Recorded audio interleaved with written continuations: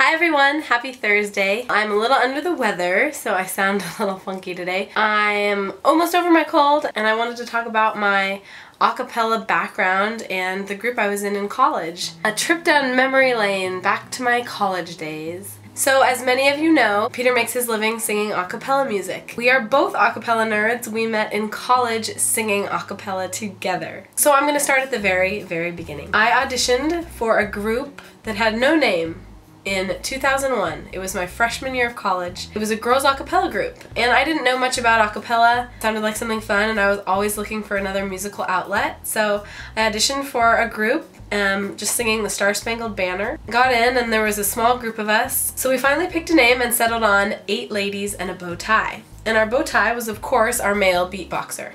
We had to have a guy to make all the drum sounds because we couldn't imagine that girls could do that. There was a really popular group on campus called On the Rocks. That's a group that Peter started with a good friend of his, and that's actually how Peter and I met. We went down to support On the Rocks in their quarterfinals competition for this International Championship of Collegiate A Cappella. And one of the groups competing was the Golden Overtones from Berkeley, down in California, UC Berkeley. And they had a female beatboxer. We got home, and we fired our beatboxer. Poor guy was not very happy. So we went through some really rough names, but we finally settled on Divisi. And that was the beginning of something great. I went on to be a part of Divisi for 4 more years after that. So I was a member of Divisi for 5 years, even though I graduated from college and then continued on for 1 more year in the group. We were completely student run, so we kind of set our own rules.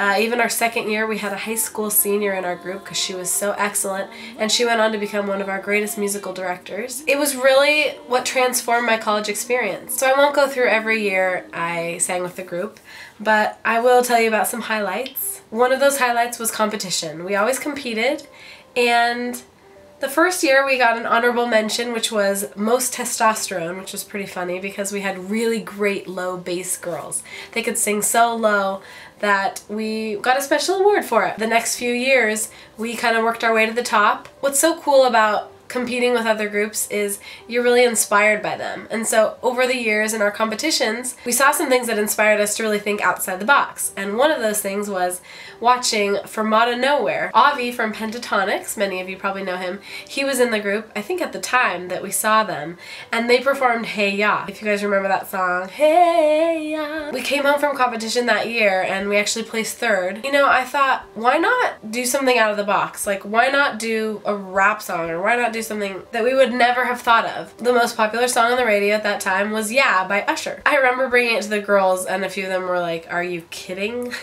You know, I'd never arranged before. I didn't know what I was doing, but I just sat down and a little creativity, and it turned out to be a pretty cool arrangement. So Yeah became one of Divisi's signature songs, something that we were known for, and we kind of got national recognition for it. And that was the year that we won our quarterfinal and our semifinal and went all the way to New York. One cool thing about Yeah is actually our version of Yeah ended up on Glee, which was really cool. Probably one of the most famous stories in my history in the group is our time in New York and what happened at that competition. Of course, I have to lay it all out here. So as competition approached, we found out about the judges, and we heard there were 2 male judges and 1 female. One of the guys was the bass from Rockapella, Where in the World is Carmen Sandiego? That guy. Barry Carl. And I'm not sure who the other guy was. And then the woman was a choral teacher from Juilliard. When we found out who we were competing with, we realized they were all male groups.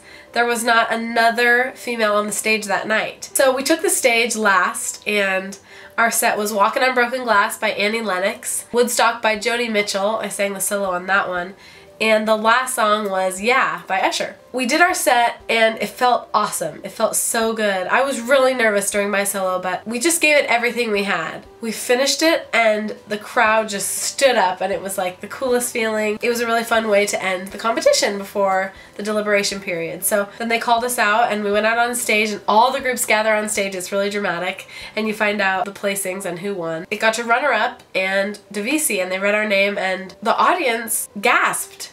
There was like this awkward silence, and at that point, I mean, I think we thought we had done so well that we were a little disappointed, but really we were just like, oh my gosh, 2nd place in this international competition. What an honor. We were pretty excited about it, but there was kind of a weird energy in the hall. We went back to our room and one of the judges showed up at our door and just said, "I'm really sorry about what happened." We start looking through our judging sheets and we realized something kind of dramatic had happened. The 2 male judges had placed us first, subjectively, and our point totals were very high. The female judge didn't place us at all. So just by her doing that, that bumped us down. If she would have ranked us even 3rd, if she thought we even deserved 3rd place, we would have still won the competition because of the subjective rankings. Then we started reading through her comments and we got down to "Yeah" by Usher, and her comment was, "Thanks for bowing." Nowhere near constructive criticism. Wow, she hated it. Really what had happened is we'd been blackballed. So we were a little disappointed at that point because we felt like we had been robbed of 1st place. And what's funny is, oh, the drama of it all at that time, and you know, now we can kind of laugh about it. It's not like I'm upset about it anymore. I don't think any of us are. But it actually did change the whole judging system for the entire competition. So now the ICCAs have a 5-judge system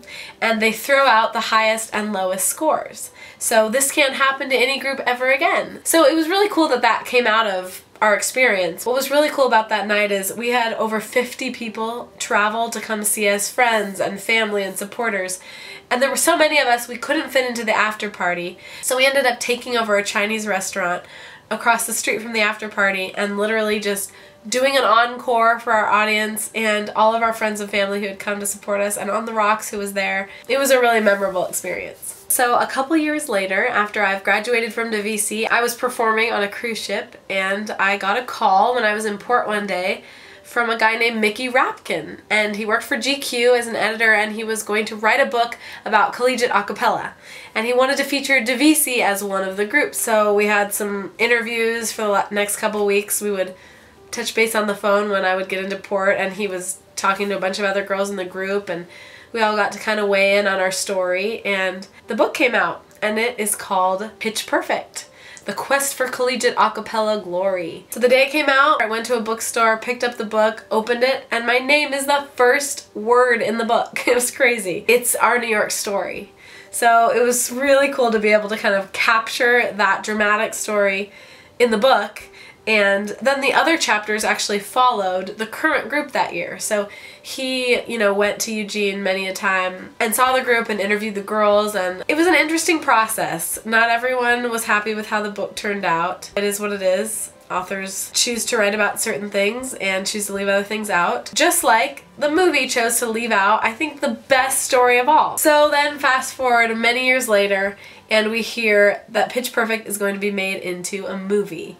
So we were joking about it, who's gonna play me and who's gonna play so-and-so, and you know, in the end it didn't end up being very reminiscent of Divisi. You know, they don't say that it's about us, but it's based on the book that features one female group and we're it. So, you know, we call ourselves the Real Bellas. It's kind of a joke. Just something that is known within the community, I guess. So in some ways, that is the real story of the Bellas. There were definitely a lot of moments in the movie where I felt like, oh my gosh, I said that exact thing to so-and-so, or, you know, that situation really reminds me of this. And a lot of us feel like the no diggity scene is their version of Yeah. That could all be totally just made up, and who knows, you know, what they were really inspired by. You know, all that said, besides that dramatic story we have to tell, you know, what I remember about Divisi and what keeps me connected with that group today is what an amazing group of sisters it was. It was like finding 12 or 13 of your best friends and sharing your love of music together. It just became this sisterhood and experience that you'll never forget. Some of my Divisi sisters are still my best friends. It's a really, really special thing. What is so cool is that the group continues on today. It's just really special to know that there are other women having this great experience, and that is the story of the Real Bellas of Pitch Perfect. So that's my story, and I'm sticking to it. So thank you so much for watching today. Please remember to subscribe. Stay healthy. I will see you next Thursday. Bye everyone.